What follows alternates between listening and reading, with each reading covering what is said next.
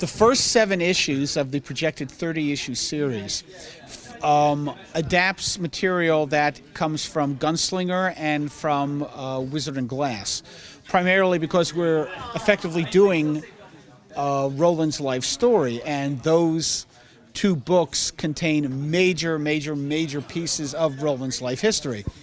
Yes, we know that those stories have been already seen, but there's just no way you could do Roland's story without it. It's not really fair to the fans who are just coming on board for the first time, saying, and if you want to find out more about Roland, you must go out and read Wizard and Glass and Gunslinger. What we want is for people to become intrigued enough in Roland's story to seek out the books for themselves, but it shouldn't be required reading.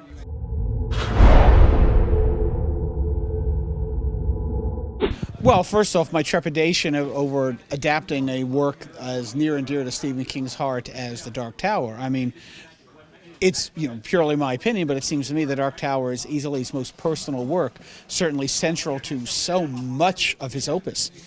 So that was the first thing, overcoming this sheer panic over the notion that Stephen King was going to be going over the words and seeing how he felt about my adapting his work. After that, it was a matter of picking and choosing. When we were adapting scenes that were already taken from the book, trying to distill down which dialogue to use, because obviously we couldn't use all the dialogue, so I wanted to capture enough dialogue to get the flavor of King and to be faithful to it, while at the same time coming up with a consistent narrative voice that would be able to pull the whole thing together.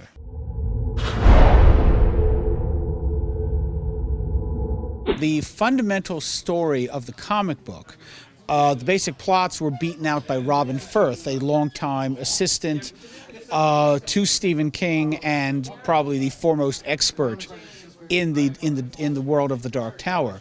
So Robin was the one who did the basic outline of what the stories were going to be, and that was all approved by Stephen King. So we were good to go with that.